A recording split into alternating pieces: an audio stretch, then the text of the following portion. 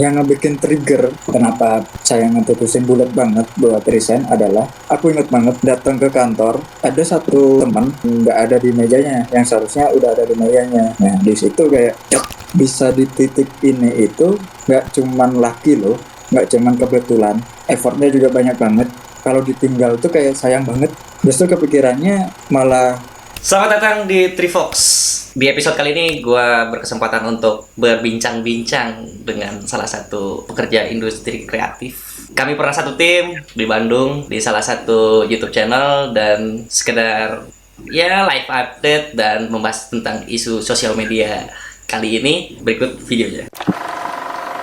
Perkenalkan, nama saya Chandra Bima. Saya sekarang pelajar dan mahasiswa di Kota Malang. Sedang menekuni juga, itu ada di desain fashion. Udah berapa lama sih kuliah desain fashion? Untuk kuliah desain fashion sendiri saya berarti sudah berapa? 3,5 tahun lah. Sudah mau lulus Gitu. tapi sebelum jauh ke sana, tolong dielaborasi kenapa Anda bisa jadi editor waktu itu dan jauh-jauh dari Kediri apa? Dari Kediri ya? Kediri. Ya benar. Mungkin bahas dulu kita ada kerja di mana dulu ya. Aku dulu sama Acil itu ada di Barbecue Mountain Boys Bandung. Nah, sebelum masuk ke sana itu karena basisnya dulu memang suka dengan hal-hal visual, terutama pada videografi. Singkat cerita, Barbecue Mountain Boys itu open recruitment lewat sosial media. Nah, karena di situ aku memang fansnya lah. Kebetulan lagi mantengin banget nih yang namanya tuh Barbecue Mountain Boys. Dan kontennya kan memang seru-seru ya. Apalagi yang ada di YouTube. Akhirnya ada itu pemberitahuan yang rekrutmen videographer. Kita tahu sendiri Barbecue Mountain Boys kan namanya 2021. Itu kan udah lumayan bisa dibilang besar lah. Menurutku kayaknya nggak lolos deh. Kayaknya ya udahlah, yang penting apply dulu. Tunggu. Ternyata ada balasan dari email. Kaget banget. Balasan emailnya interview. Udah 50% maju nih. Nah di situ kayak, kok bisa keterima interview? Video yang saya kirim itu video-video ini kayak memori aja buat teman-temanku. Video internal, nggak ada video porto yang gimana, nggak ada brand, nggak ada apa. Yang sangat personal lah ya gitu. Ya sangat personal. Ya udah, singkat cerita juga ada 2 orang yang menginterview saya. Ada Bang Dosi sama Bang Sani. Siapa? Director dan produser. Okay. Barbecue Mountain Boys. Sebelum interview itu kayak tegang banget gitu loh rasanya. Soalnya emang pertama kali interview kerja. Sehabis dari interview itu saya juga sebenarnya agak 50-50. Tiba-tiba kalau nggak salah itu ada di pesan WA bahwa aku tuh diterima kerja di Barbecue Mountain Boys. Yes. Itu saya juga kaget, kayak shock aja gitu loh, kok diterima. Saya aku nggak berekspektasi lebih kalau misal tuh keterima gitu loh. Prepare-nya tuh kayak anjing, apa aja ya yang mau disiapin buat berangkat ke sana tuh? Apa bawa laptop sama baju aja gitu loh. Cuman di situ kan karena udah di-chat sama Bang Sani, ya udah aku coba ngobrol apa aja yang dibutuhin, bla bla bla bla. Udah dikasih tahu butuhnya ini. Ya udah di situ saya bingung. Yang saya bingungkan adalah bagaimana cara menjelaskan bahwa saya ingin bekerja di Bandung in-house ke orang tua saya. Tapi yang waktu itu udah lulus kan? Belum. Oh, waktu itu malah belum lulus. Belum. Jadi istilahnya saya mengirim portofolio dan segala macamnya tanpa ada ijazah. Ijazah SMA masih belum keluar. Ya udahlah. Bingungnya adalah gimana cara ceritanya ya ke orang tua gitu. Sebelum aku apply pekerjaan ini, orang tuaku tuh udah request jauh-jauh hari sebelumnya untuk kuliah. Terserah mau kuliah di mana, cuman ya udah, maksudnya yang dituju adalah pendidikan dulu. Menurutku sekarang ya mungkin mereka ingin ngelihat anaknya kuliah gitu sampai lulus dulu baru dilepas. Bingung terbesarnya tuh bagaimana menjelaskannya gitu ke orang tua. Akhirnya ya udah, mau nggak mau kan, ini ada oportunitas nih gede banget. Kalau misal gak digolin sekalian tuh kapan lagi gitu loh. Apalagi di umurku segitu. Yang masih full power banget gitu ya. Notabene masih full power banget. Masih menggebu-gebu lah. Masih beda sekali dan keingintahuan tuh sangat banyak gitu loh tentang dunia kreatif ini. Apalagi di profesionalnya gitu.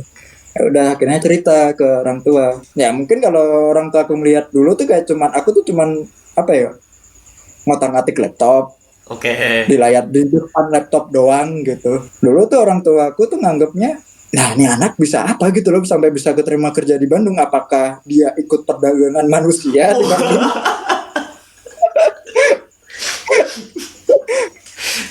Loh, masa berpikir seperti itu? Kan saya bukan ke Kamboja.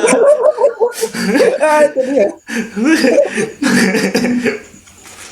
Singkatnya kayak gitulah. Yang ngeiyain aku berangkat ke Bandung itu bukan gara-gara mereka tuh sadar akan potensi diri saya. Akan tetapi yang membuat mereka sadar itu justru adiknya ibuku yang ada di Bandung. Aku tuh minta tolong ke saudaraku yang ada di Bandung buat meyakinkan kedua orang tua saya lah. Kalau Bandung tuh safe, kalau Bandung tuh aman. Akhirnya ya ibuku sama saudaraku yang di Bandung itu sering telepon-teleponan. Banyak bertanyanya sih soal Bandung ini tuh kayak gimana. Ternyata berhasil di ujung-ujung Hamin, kalau nggak salah Hamin 7 keberangkatan, Hamin seminggu lah sebelum aku ke Bandung itu oke. Kayaknya ibu sama bapak udah setuju kamu buat kerja di sana, cuman jangan sampai ngelupain ini ya. Ada pesan lah dari bapak ibuku. Itu salah satu pesannya apa kalau boleh di-share? Pesannya tuh lebih menjaga diri aja dari pergaulan-pergaulan yang tidak jelas. Ya aku bilang aman aja kalau itu, nggak ada masalah gitu. Akhirnya ya udahlah, di Hamin seminggu itu langsung pesan tiket, siapin semuanya dalam seminggu, berangkat ke Bandung. Kan dulu fans dengan salah satu channel itu gitu kan, dengan channel itu, dan lu apply di situ dan lu bagian daripada produksinya gitu. Dan apa sih rasanya gitu? Dan apa yang lu dapet dari sana gitu? Sulit buat dideskripsikan atau nggak keluar dari mulut tuh sulit banget. Soalnya aku kalau misal udah nemuin titik di mana anjing, ini mah udah peak banget nih. Ini mah udah yang nyampe lah. Kalau bahasa sekarang mah nyampe banget. Sulit gitu buat diungkapin. Ya ada rasa seneng, bangga. Terus ya dari segi emosi tuh banyak banget gitu loh.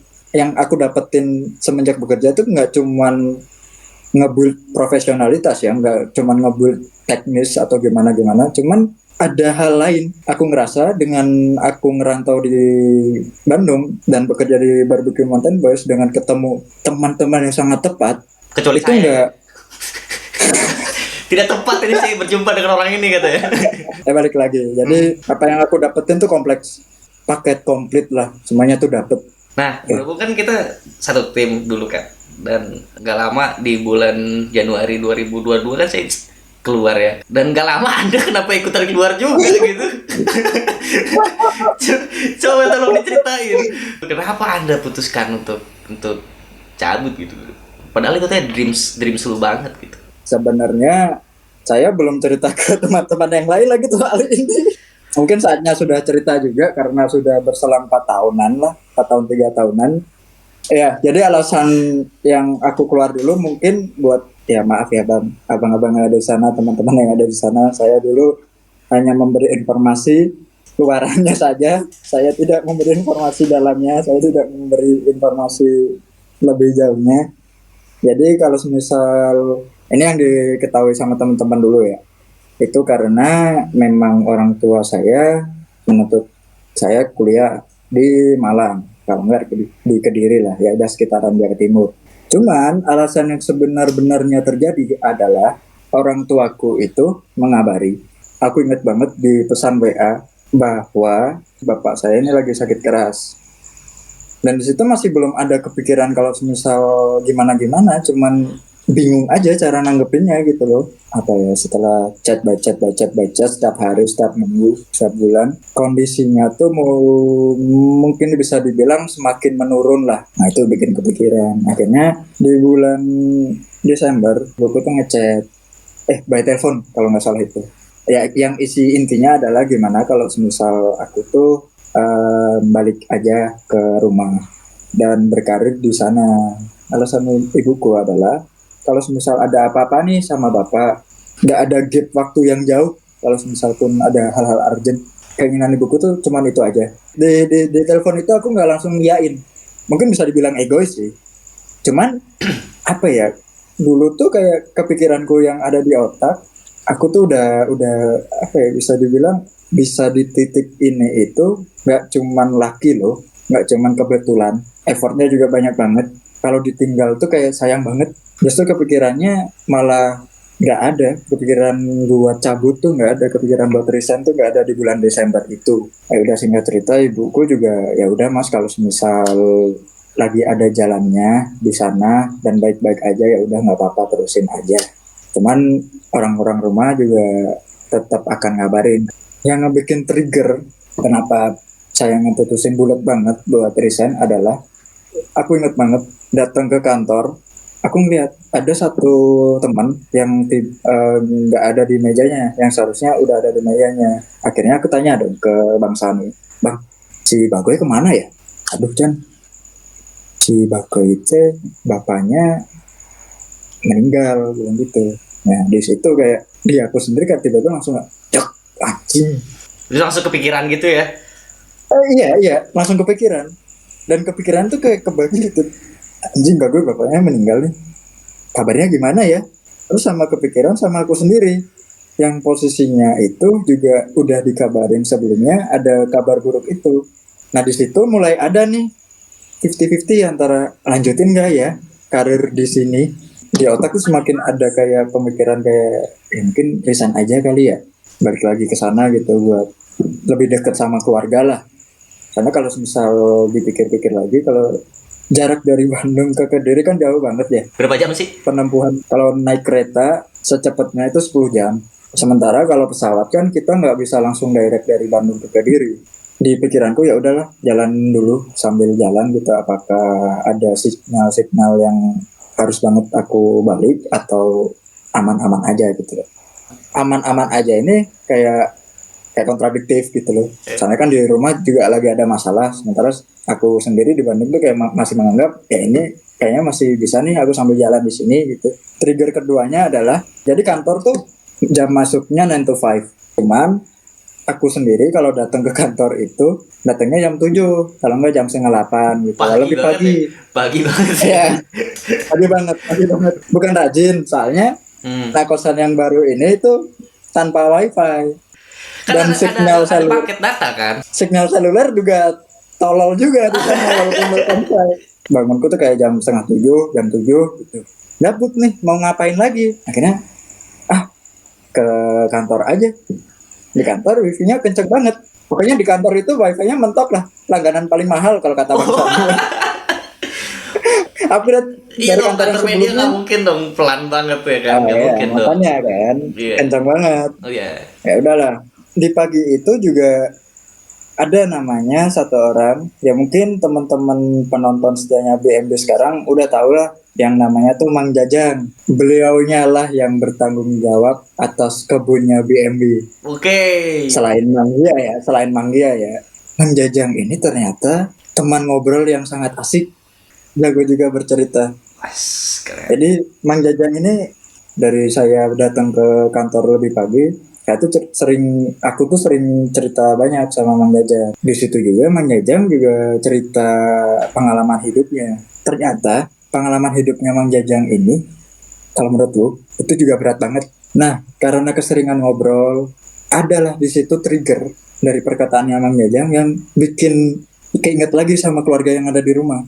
Nah, mulai dari hari itu, memikirkan ulang nih, ini kayaknya keputusan yang paling tepat adalah balik lagi ke rumah, dengan istilahnya mungkin resign ya dari BMB ini.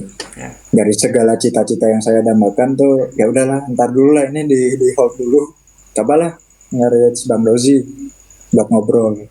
Ya udah, di situ aku ngobrol banyak, dan di situ juga alasanku itu nggak aku langsung eksplisitkan kalau misal ada masalah di rumah. Aku bilangnya ke Bang Dosi itu lebih ke orang tua tuh buat aku balik lagi ke Kediri buat kuliah. Dan di situ kan Bang Dosi juga ya bertanya lah beberapa pertanyaan gitu. Ya aku jawab juga nggak bisa yang gimana-gimana. Soalnya aku nggak mau sampai ke reveal masalah yang sebenarnya nih. Aku tuh kalau misal tipikal berceritanya, aku nggak langsung ngeluh yang ke intinya. Oke. Aku nggak bisa yang kayak gitu tuh, aku nggak bisa. Tidak se-oversharing gue ya berarti.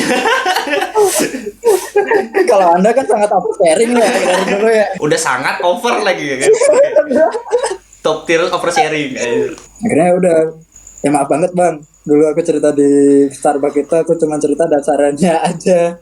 Ya singkat cerita Bang Dosnya juga ya udah mau digimanain, karena itu juga request dari orang tua aku sendiri buat balik ke Kediri. Selang seminggu atau 2 minggu, aku tuh cerita ke Bang Sani. Habis cerita dari Bang Sani, sampai itu sore kalau nggak salah. Kebetulan di bawah itu ada Bang Hedi sama Mang Dia. Di situ Bang Sani bilang, kalian ini aja Chan, bilang ke Mang Dia sama Bang Hedi. Waduh, aku kan di sini nge-preparing alasannya cuma alasan atasnya doang nih. Aku nggak bisa ngebuka yang bawahnya. Gimana ya cerita ke mereka gitu loh, apalagi ke Mang Dia dan Bang Hedi gitu loh. Emang apa yang lo takutkan kan memang sebenarnya Ya, ya sebenarnya fan-fan aja, cuman ketakutanku itu adalah mereka tuh kayak rejection gitu loh. Dan mau nggak mau kalau misalnya dari rejection kayak gitu, aku harus bercerita yang lebih dalam lagi. Intinya semuanya juga ya udah, kalau misal nggak ada plan B, plan C, ya wis, nggak apa-apa, jadi itu aja gitu. Ya udah di situ menurutku aku udah ada lampu hijau buat resign dan aku udah bener-bener mantep karena semuanya udah ngedengerin.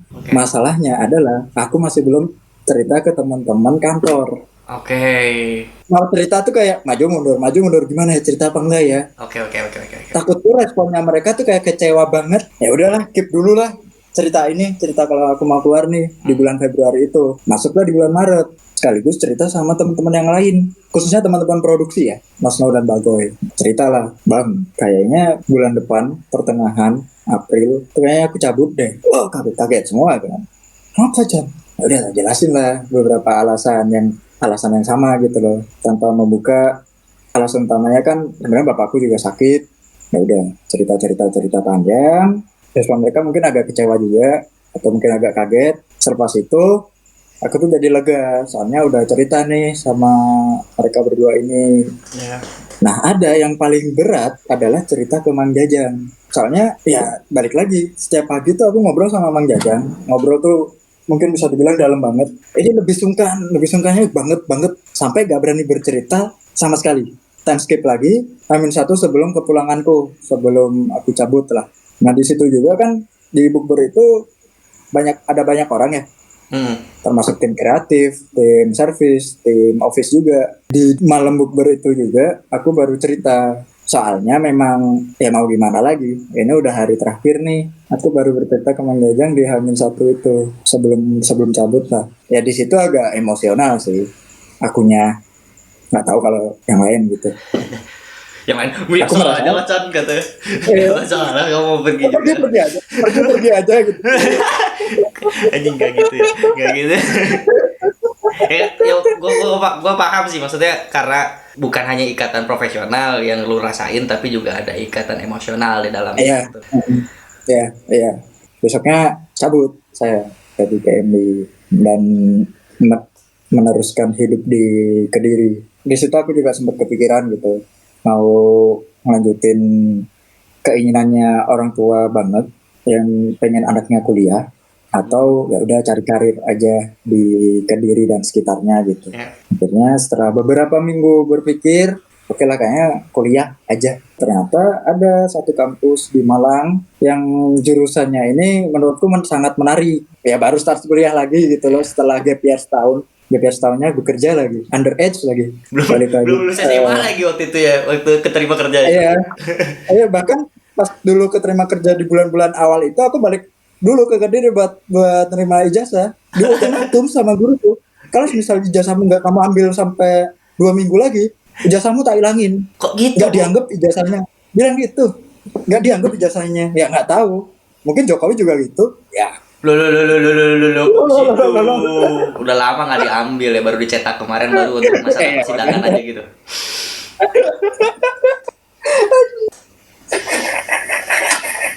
Sebenarnya podcast ini nggak harus di ujung jurang kayak gini ya.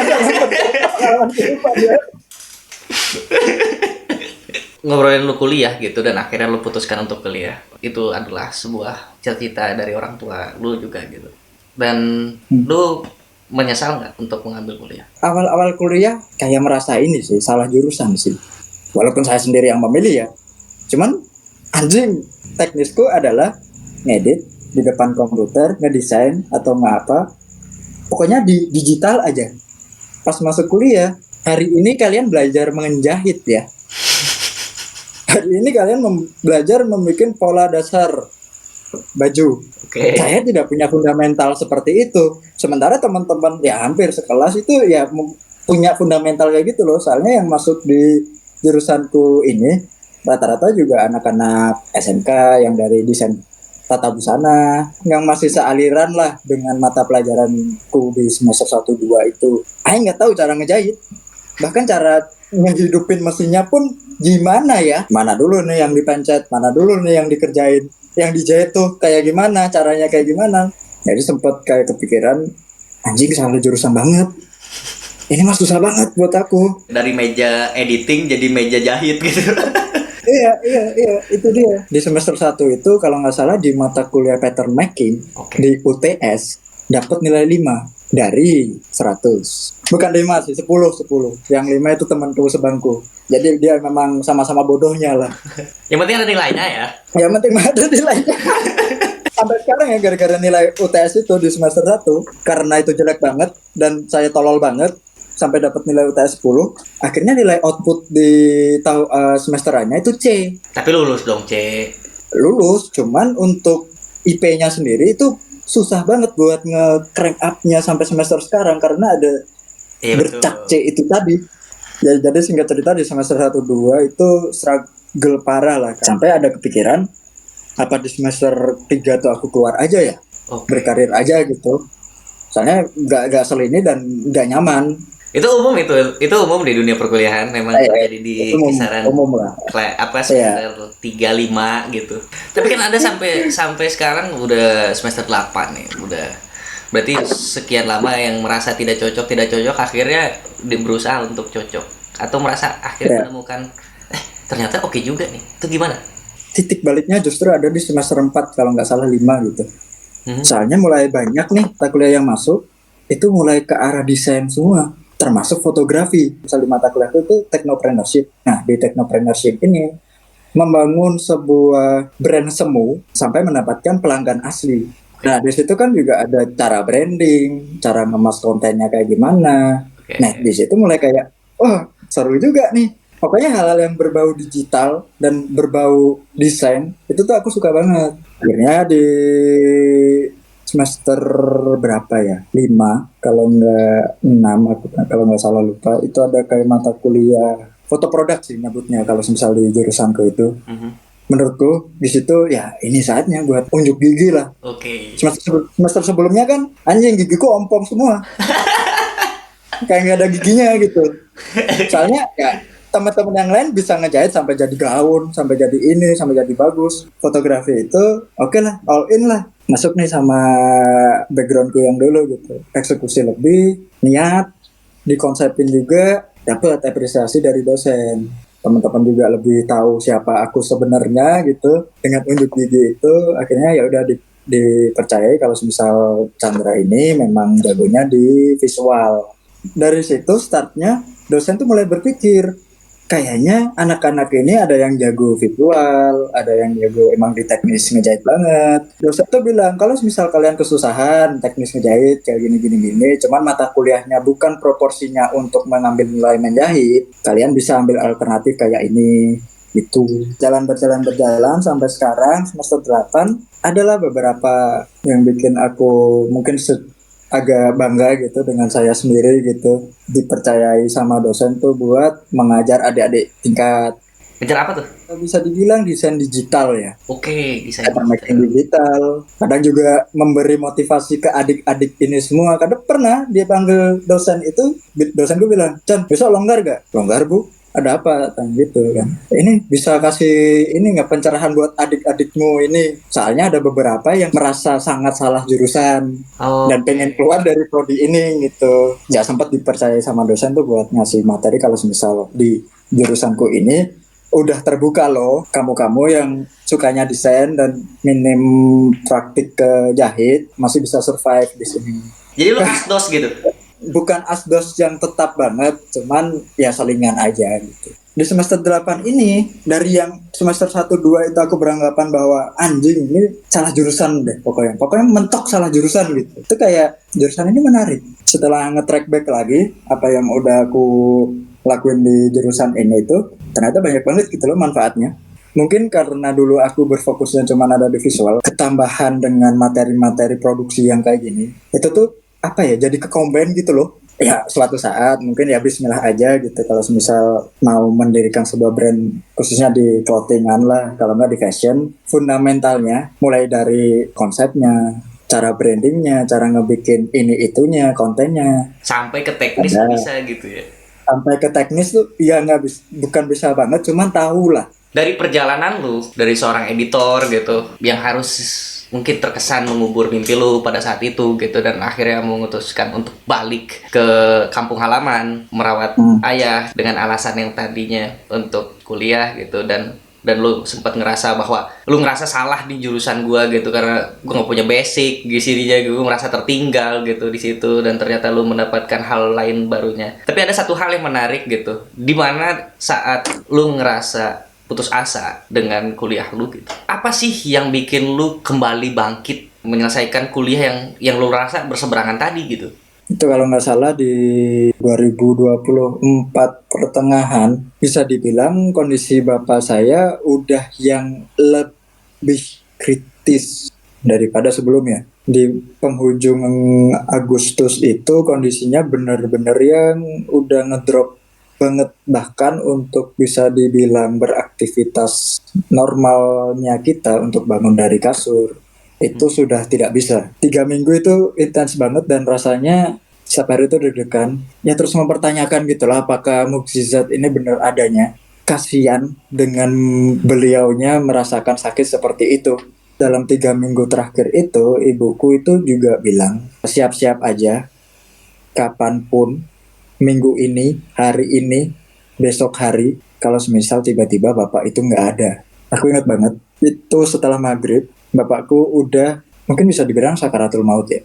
Karena agama keluarga saya Islam, jadi ya sesuai dengan tuntutan Islamnya lah. Ibuku juga menambahkan, yakinkan bapakmu, minta maaf ke bapakmu kalau semisal ada salah, bisikan ke telinganya. Di situ aku cuman bilang ke bapakku, nggak apa-apa, aku ditinggal. Hidupku udah aman kok. Aku udah bisa hidup mandiri, kalau aku bilang. Jadi kalau semisal mau ditinggal, nggak apa-apa banget.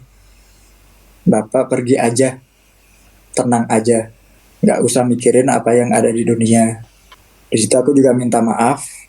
Kalau semisal, ya mungkin aku dulu ya lebih memilih karir dulu lah daripada kuliah. Aku minta maaf kalau semisal ada banyak salah, dan maaf juga Bapak masih belum bisa ngelihat aku sudah, karena itu juga keinginannya dari dulu gitu. Selang berapa menit ya, kalau nggak salah 2 menit, 1 menitan, aku dengar karena aku deket banget dengan bapakku, aku ngedenger banget hembusan terakhirnya. Dan setelah itu, setelah bapakku nggak ada, ya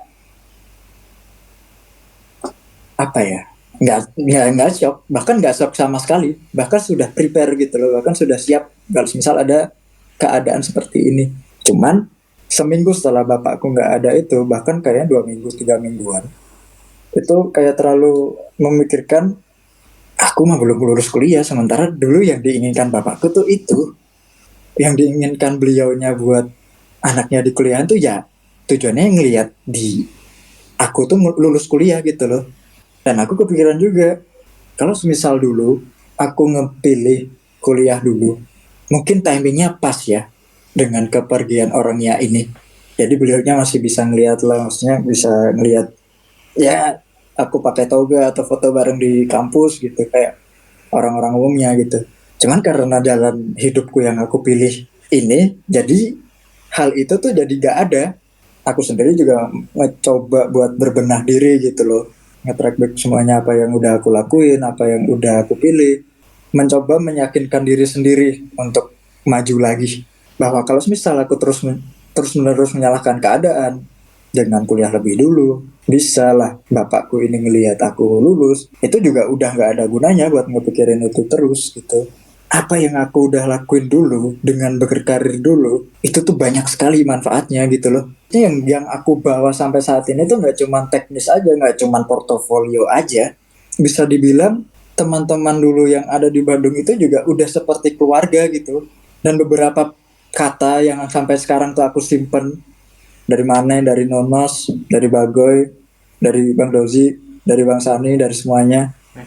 Itu tuh jadi motivasi gitu loh, buat gak menyalahkan keadaan itu. Apa yang aku rasain kerja dulu di Bandung itu gak cuman as a person datang ke kantor, menghadap ke layar, mengejar deadline. Aku nggak ngerasain hal seperti itu dulu. Makanya di situ aku ada titik bersyukurnya. Setelah dari itu pelan-pelan memahami keadaan dan nggak menyalahkan juga dengan apa yang sudah terjadi. Sparkle-sparkle kehidupan yang asik, sparkle-sparkle kehidupan yang datang itu justru lebih lebih impactful sekarang, sampai ke bawah juga ke kuliah. Dan itu juga yang aku pikirkan dulu. Kalaupun bapakku nggak ada di dunia ini istilahnya ya, ini dalam keyakinanku juga sih, dia masih ngelihat gitu loh. Makanya aku kalau semisal pulang ke Kediri nih, semenjak bapakku nggak ada, selalu kalau semisal mau balik lagi ke Malang, datang ke kuburannya, selain ngedoain, selain berdoa juga cerita.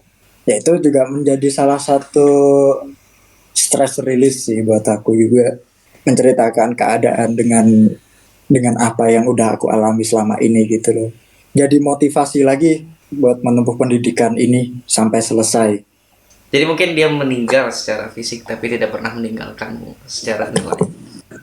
Gue yakin bapakmu bangga dengan perjalanan yang lu tempuh karena lu tetap berpegang pada salah satu mimpi dia gitu terhadap lu gitu. Yes. Dan Amin, amin. lu mau ngejalanin itu gitu dan masih berjuang dengan itu gitu.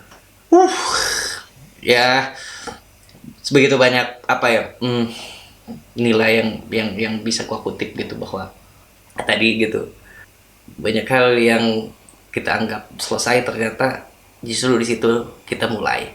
Tapi gitu, dan masuk ke ending of the podcast.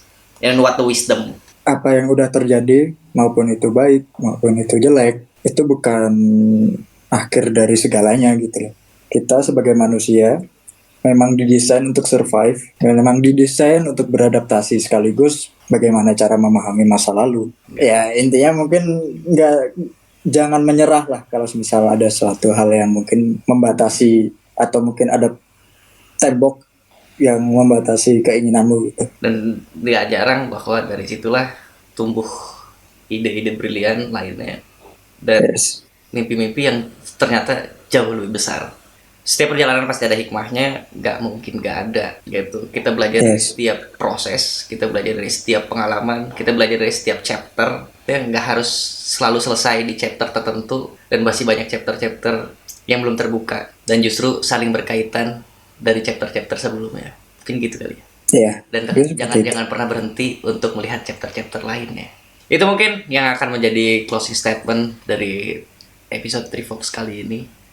Mudah-mudahan Trifox bisa memberikan inspirasi dan menjadi legacy di kemudian hari. Terima kasih.